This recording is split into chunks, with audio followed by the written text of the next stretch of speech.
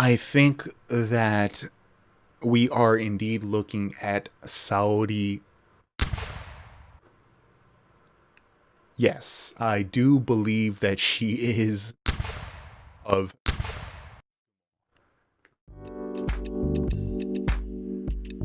Domo domo, what is up everybody? Welcome back to this week's Manga Lounge Jujutsu Kaisen edition. Thanks for coming back. I am Steady, official Jujutsu Kaisen translator for perhaps those of you that are a little bit newer to the channel. We are here for Jujutsu Kaisen chapter 125, and it is no longer the Shibuya incident. So indeed we are, still in Shibuya, and we're still, in the Shibuya incident, but they've kind of switched up the chapter naming here, which I figured probably was going to happen sooner or later. It wasn't going to go with that kind of subtitle until the very end of what's going on in Shibuya. So I know what you guys are here about this week. It's obviously a very, very disconcerting last page, and we will be getting into that, of course.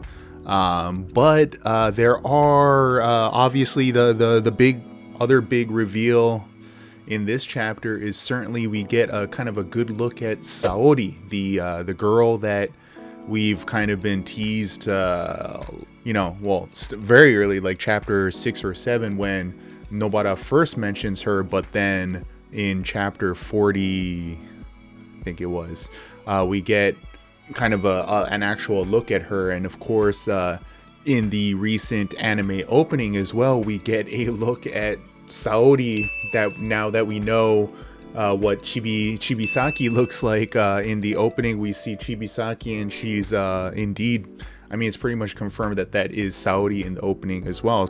So a very interesting connection between the manga and the anime this week. So it's, I don't know, I guess it's kind of part of the bigger plan.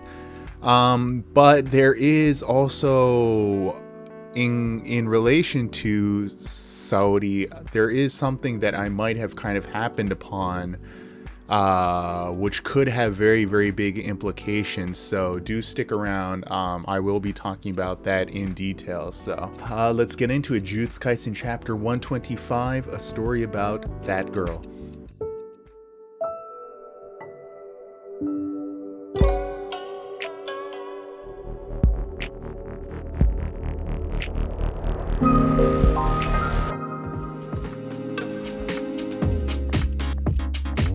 Alright, so yeah, we do indeed start off the chapter as a flashback. So remember last week we had that little kind of last panel after Nobara got kind of slapped in the face, which we do find out is indeed direct contact to the face. And then we're kind of back in this village that we've heard Nobara kind of talk about, but not really much in detail, right? Although it's clear that Nobara kind of had very negative feelings about being in that village. She couldn't wait to get out, right? This narration here is from the perspective of Fumi, the girl in the pigtails that we see. Her dad is the one that Nobara is playing Smash Bros with, right? So she's saying, you're going to be using it until the 6th grade. Are you sure? That's what my mom said.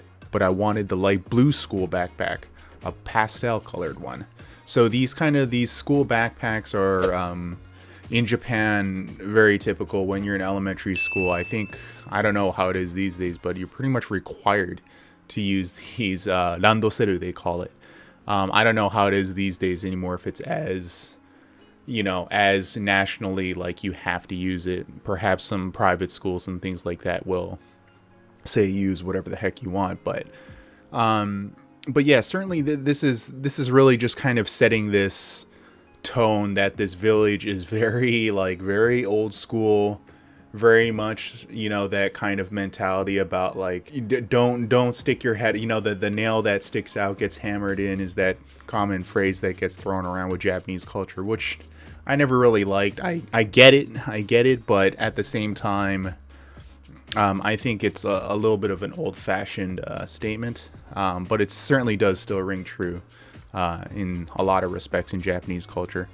But anyways, then the contrast being that she kind of goes on to talk about Nobara and how she wants to trade Randoseru with Fumi, so certainly setting this kind of tone that she's different, right? She's unique, and she kind of goes by the beat of her own drum. And we move on to page 3 with and the chapter title being a story about that girl. So and the thing with this title here is that it is a little bit ambiguous, to be honest. It could be interpreted as a story about that girl being Nobara, or even a story about that girl being Saori. It's unclear, and perhaps maybe it is supposed to be kind of work both ways. I don't know. It doesn't really matter too much, I would say. But yeah, I like this little this little title page here. Nobara, are you not entertained? Standing on top of these guys here. So obviously she, you know, she was a tough girl growing up. But then, you know, so this little kind of funny thing on page 4 where they end up getting the backpack backs anyways. Backpacks back. But then we see Nobara also playing some more Smash with the dad here, practicing her aerials. And then, you know, kind of going on to saying that how Nobara, you know, really doesn't like the people in the village. Saying that she's always felt this awkwardness about the fact that everyone knows each other, whether you like it or not. And for her, that was, yeah, and I get it, you know, but like when you're growing up in that kind of environment, it's probably very matter of fact, like that's just how it is. The fact that she's able to kind of see this angle where she's like, no, actually, that's not really cool. In her opinion, and it almost makes it seem like as though she's been influenced by some sort of outside opinion, saying like, Nobara, don't think that you always need to conform to society or something like that. Otherwise, a girl like that, they typically they wouldn't really think that way, right? So I think there is this kind of subtle hint that we're supposed to take a little bit more from the fact that Nobara has this kind of opinion. It's hard to say, though. It's hard to say. But, you know, then Fumi's kind of talking about how there was this, you know, thing where the lady brought over some rice just out of the blue, and how she felt kind of uncomfortable. Like, you know, it wasn't even asked for or something like that. And she found that kind of awkward. And she kind of like, maybe that's what Nobara meant. But then, you know, Nobara, she's pulling Fumi along to this secret base. She says she found a secret base, and then Fumi also notes the fact that Nobara, you know, was pretty mature for her age, but then would also, you know, kind of say childish, well, yeah, she's a kid, but would also kind of revert back to childish things as well.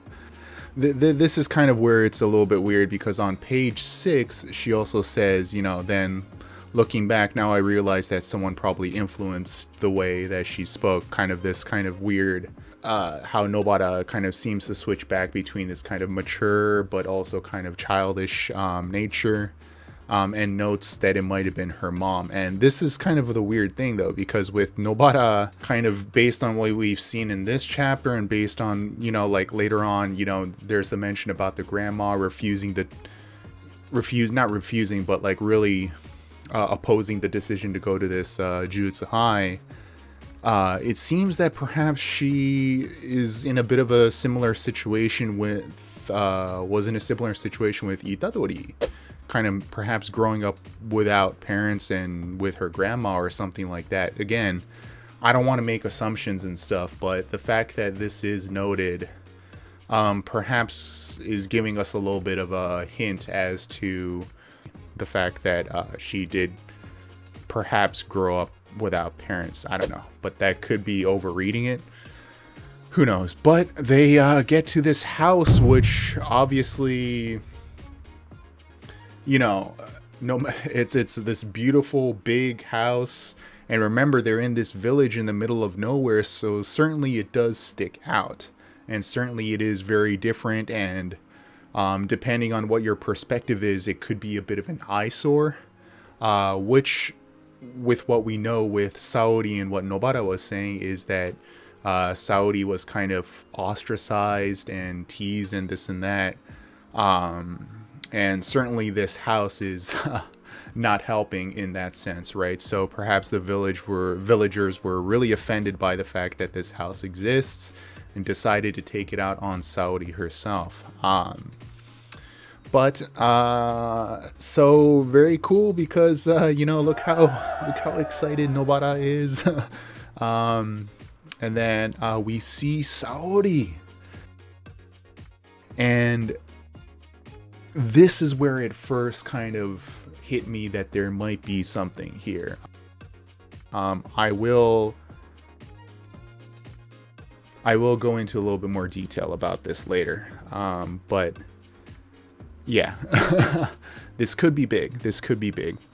Fumi goes on to say that Saori was a girl who moved to this village after I did. So Fumi seemingly just moved to this village at the beginning of the school year, right? And the fact that it's kind of a little bit cold already suggests that it's perhaps, sometime in fall, because it's not winter quite yet. So Saori at this point has probably been in the village for only about 1 or 2, 3 months at most herself. And then, but they say that she never failed to welcome our unexpected visits with a smile on her face. Now that I think about it, she was always home. So obviously this is supposed to be a big hint that Saori is not in the village, perhaps.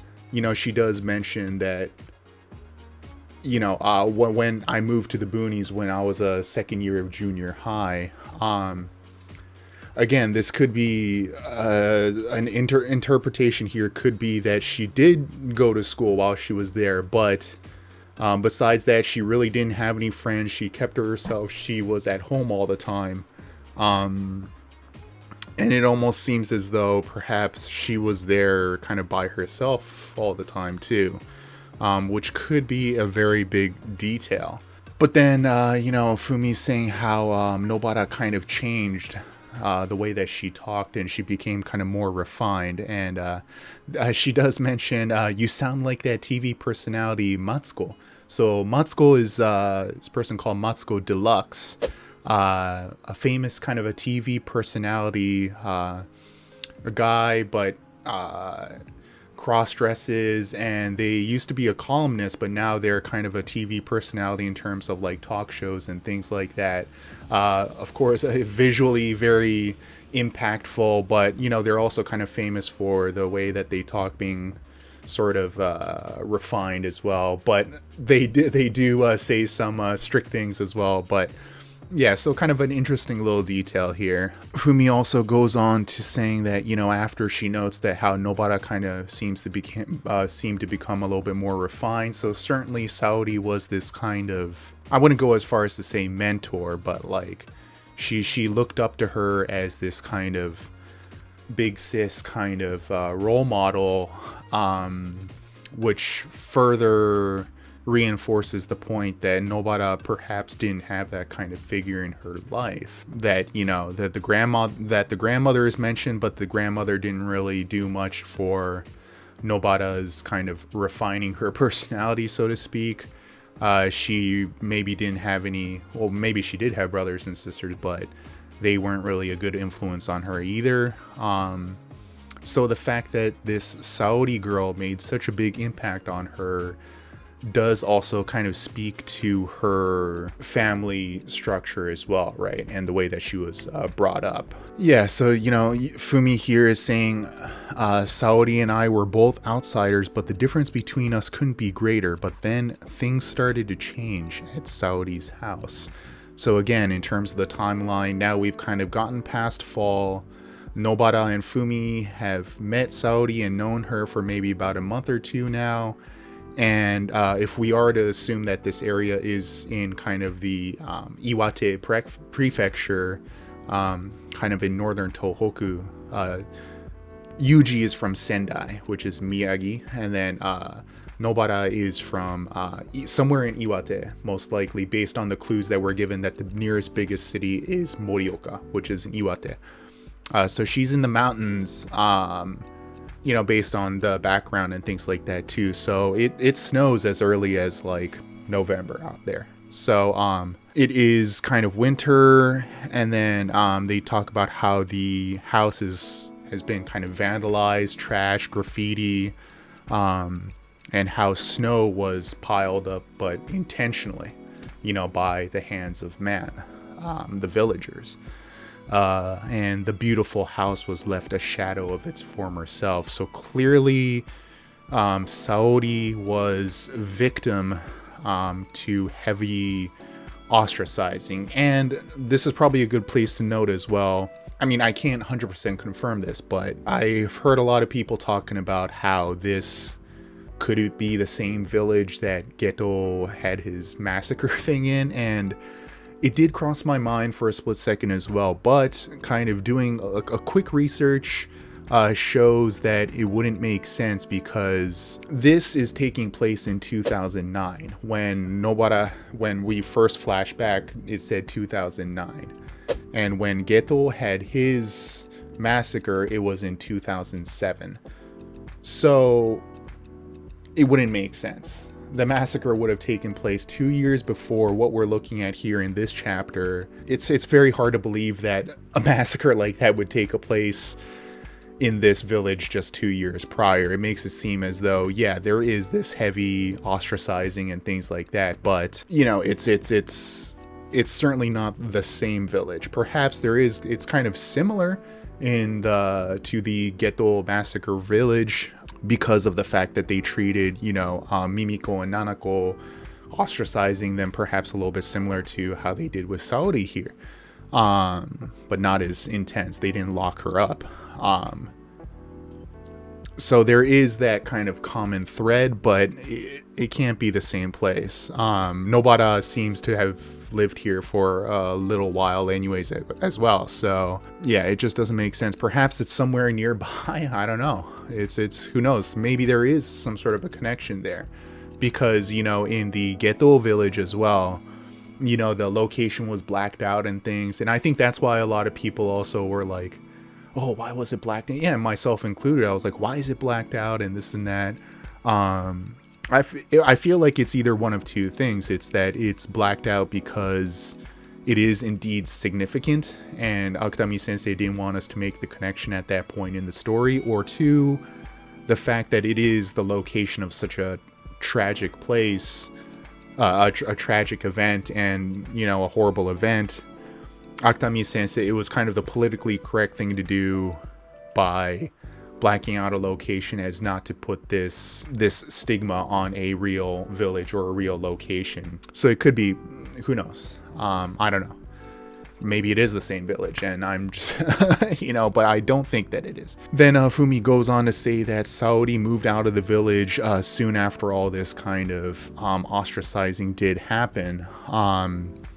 So it was indeed, for Saori, she was only in the village, if this is making sense, she was in the village for perhaps only, half a year at most, because the school year in Japan starts in April. So Fumi moved to the village in April, and Saori not too long after. So maybe sometime around June, Saori moved to the village, and by winter, she was gone. So she was probably there for like half a year at most. And then obviously we kind of move on to seeing Nobara really, really sad. Obviously, seeing Nobara cry.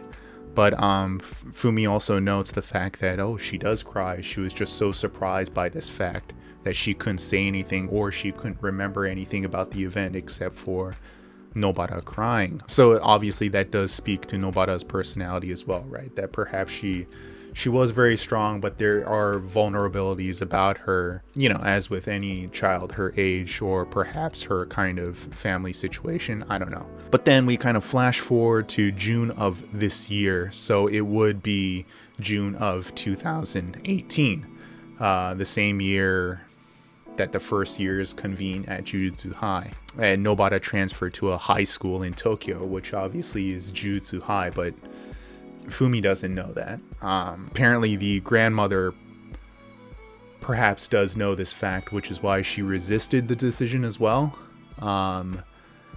Because of course with Nobara we see a lot about her, but somewhere along the line she learned how to harness this cursed energy.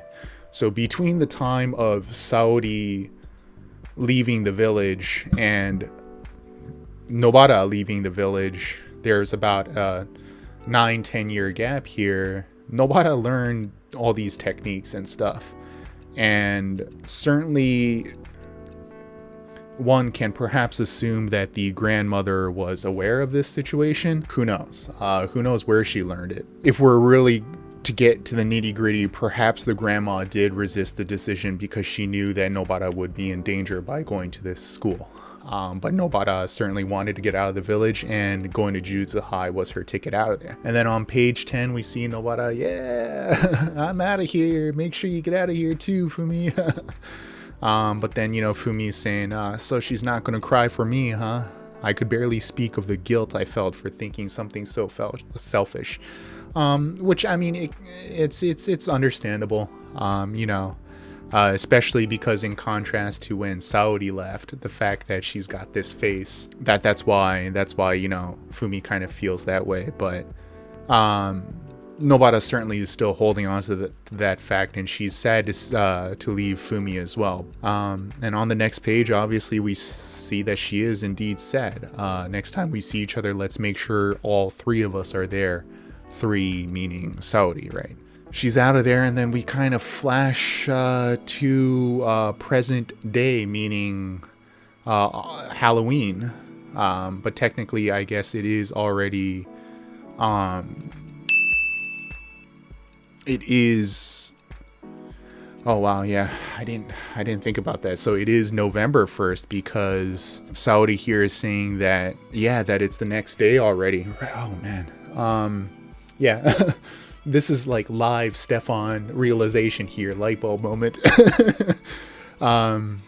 Yeah, so yeah, because the terrorist attack, which the coworker here says it's a terrorist attack, is happening already. You're right, happened already, because the proofs, saying that the proofs are due today. Well, I guess it's yesterday now, so it is November 1st.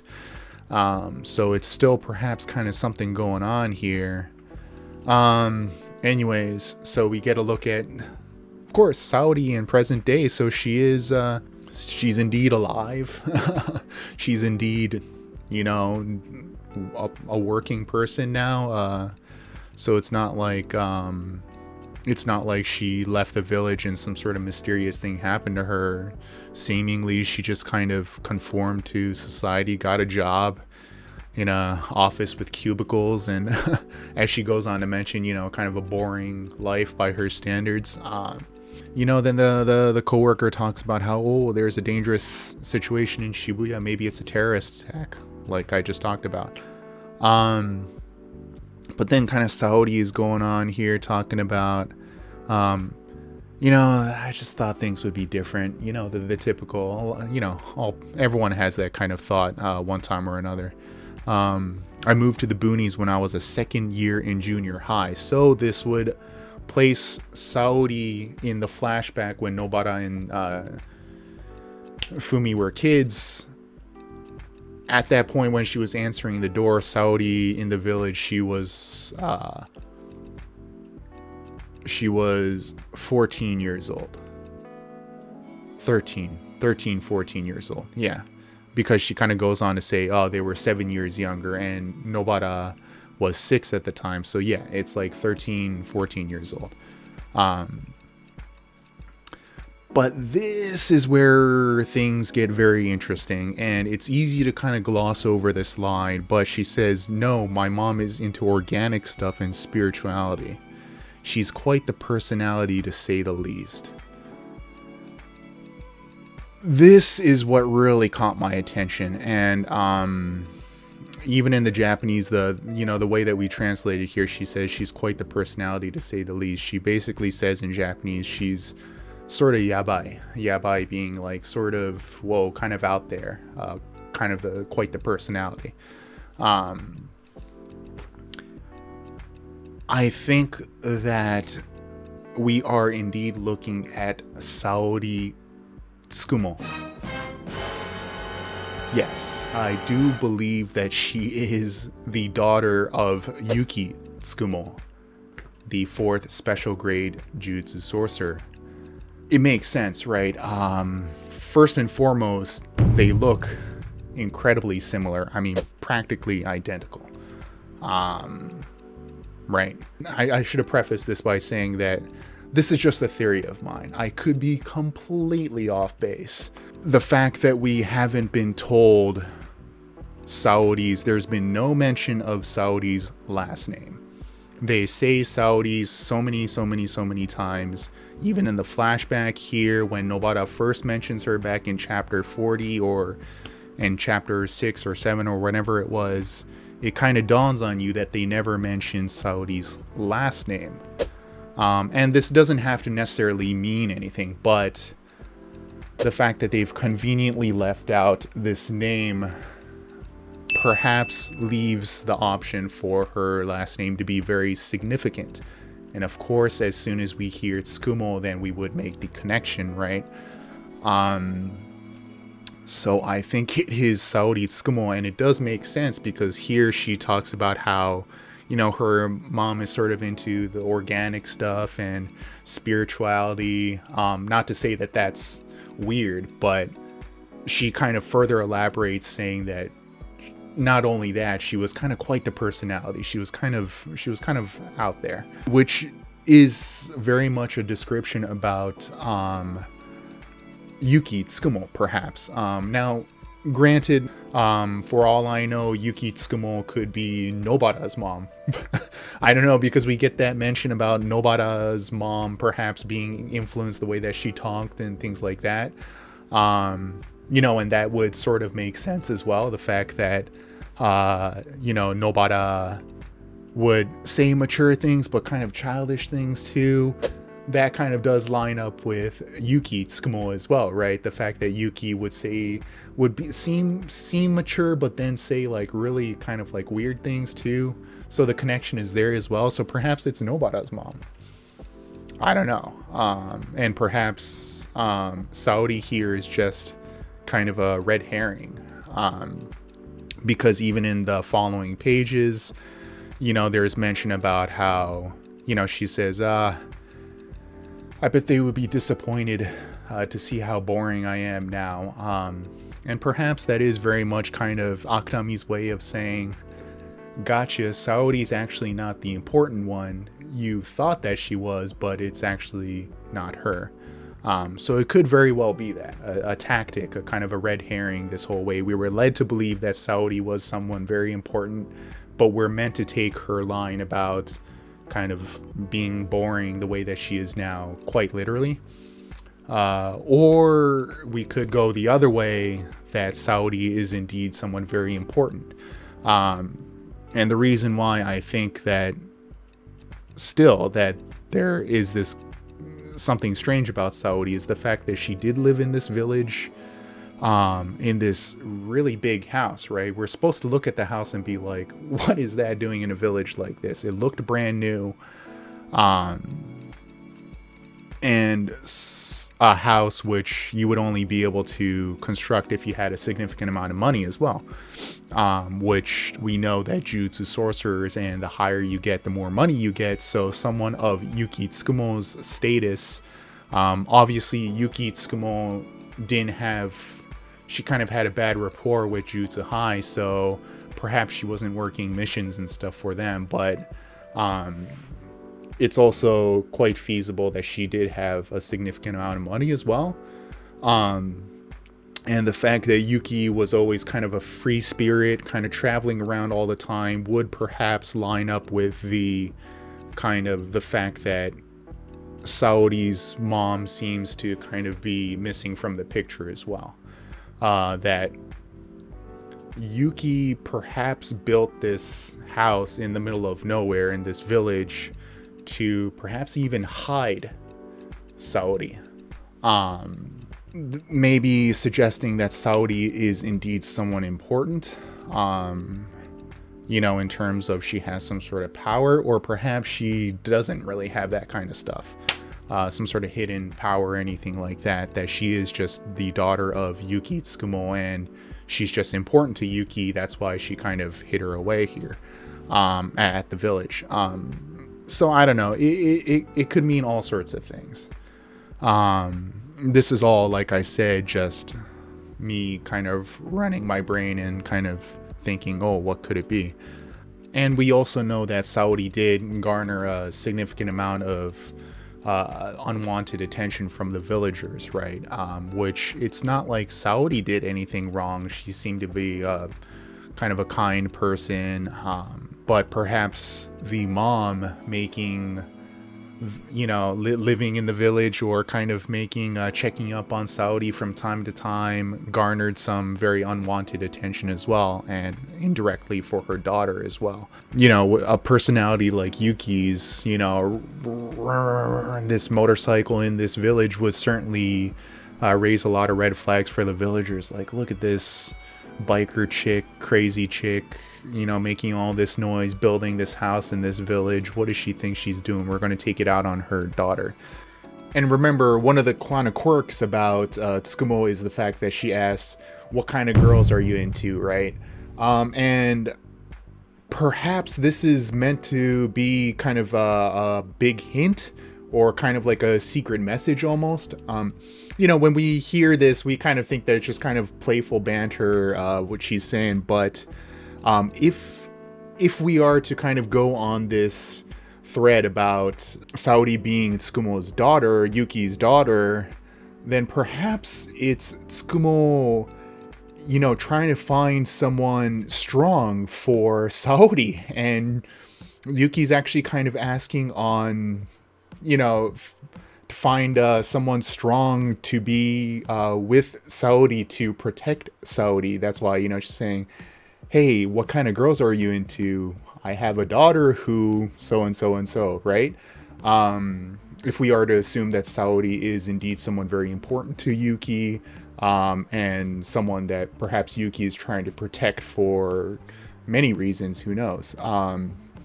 Because remember, when she says it to Todo, it's immediately after witnessing Todo take down someone who's several years older than him. He's showing that he's tough. She also approaches Geto and says, what type of girls are you into? Geto, she knows that he is a special grade sorcerer. And when she first approaches Todo, it's when Todo is in the 3rd grade. And Todo is 2 years older than Nobara, right? Because Todo is a 3rd year and Nobara is a 1st year. So that means that when Yuki first meets Todo, that's at the exact time, because Nobara was a 1st grader in this flashback, that means that this was at the exact same time of the flashback. So Todo would be so he's in 3rd grade. Saori is in the 2nd year of junior high, so he would be about maybe 4 years younger than Saori, certainly not out of the realm of possibility. When Yuki approaches Geto, that's when Geto is in, it's actually year 2007, right? Based on the fact that not too long after Tsukumo meets Geto, that he goes on this massacre. And that was clocked at 2007. And Geto at that time was a 2nd year in high school. And the fact that the flashback is in 2009, it would be 2 years before the flashback is when Tsukumo meets Geto. And at that time, Saori would be, I guess, like in 6th grade. And Geto would be like a 2nd year in high school, which, yeah, there is a gap, but it's 4 or 5 years. I mean, it doesn't have to happen immediately. Perhaps it's a prospect for years to come. So this is a possible kind of another piece of proof, a little piece of the puzzle to fit along with the narrative here. So it could be. I don't know. Again, I could be totally off base, but the pieces kind of line up here. So it's either that she is very significant and the daughter of Yuki Tsukumo, or she is a red herring, kind of a means to an end to tell this story about Nobara, how as we kind of move on in the chapter here, how it's a little bit tragic, because Nobara looked up to this Saori girl. She even talked about how Saori was, as fair. It wasn't not the exact words, but like kind of fair as snow and as kind as a nun. And she taught me all these more refined things in life, and even gave us black tea and cake that I've never eaten and drank before. But that Saori kind of says here, I'll admit, I might have put on a bit of an act trying to impress them. Just as much as Nobara looked up to Saori as kind of this role model, Saori, it's not like she was tricking Nobara and Fumi. It's that she kind of didn't have this purpose in life as well, that she was indeed very, very lonely, spending a lot of time at home. That having Nobara and Fumi around did give her an opportunity to feel kind of responsibilities, and kind of be an onechan, an older sis to these two girls. People that in this village felt ostracized, being able to comfort each other and be friends to each other. So it is a very kind of a beautiful story, but certainly there is this kind of tone that is a little bit tragic, in the sense that obviously with the fact that they were ostracized and stuff, but the fact that Nobara perhaps is overestimated Saori's kind of refinement and things like that. That Saori is a little bit of a personality herself. Yeah, so Saori is kind of talking to her coworker here. I was looking for clues in any of these panels that might give us even a little bit more hints as to Saori's true identity, but I can't really notice anything. She's got kind of this cool cup on her desk, and this little bottle here. It's like a little vitamin drink, kind of an Japanese style energy drink almost. And she goes on to say, I bet they'd be so disappointed seeing what a boring person I am now. And then of course we switch back to Nobara. I wonder, cool little transition here. She says, I wonder what she's up to these days. I hope she's doing well. And then Nobara saying, everyone in that village is crazy. Of course not. That's not true. But crazy people tend to be loud, so it seems as if they're everywhere. They easily step on the lives of other people. As we are told, Saori got a significant amount of victimization by these villagers, so Nobara wasn't that far off. But the fact that she carried this kind of resentment everywhere she went was perhaps not very good. So it was a very traumatizing situation for her, and kind of warped her perspective that everyone that's weird, they're just But of course we have this kind of beautiful panels here of the weirdos of Jutsu High, and then she kind of has this moment of like, I guess that it's not everyone, so I thought. And then again, this kind of weird this kind of flash here where she sees Fumi. Sorry, Fumi, looks like I can't keep our promise. And then you're like, oh my god, what's going on? And then the page, Itadori, tell everyone it wasn't so bad. And then yeah, you don't need me to. Yeah. So yeah, indeed, she says it wasn't so bad, like in the way that I actually kind of had fun. It wasn't so bad. This kind of her personality where she perhaps is a bit of a stranger to people, and she has this negative perspective towards people and things like that, but she was able to meet these people at JUJUTSU High that were weird, but they weren't terrible people. They were good people, in fact. So she was able to experience this anyways. But yeah, before I go too off rail, yeah, of course there's a million things that run through your head as you see these final couple pages here. So that is an eyeball. So it's not like oh, she's okay.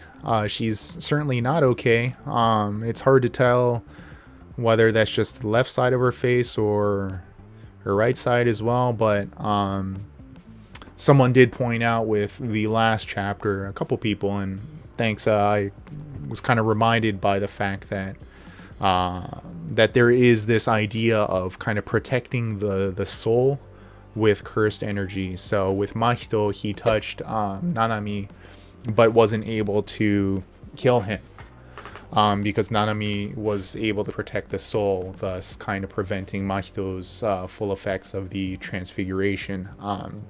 Perhaps Nobara has kind of done the same. Obviously, you know, the I don't want to joke about this, but like, is it just a flesh wound? It's just a flesh wound for you Monty Python fans out there. Who knows? Obviously, the physical damage is pretty significant here.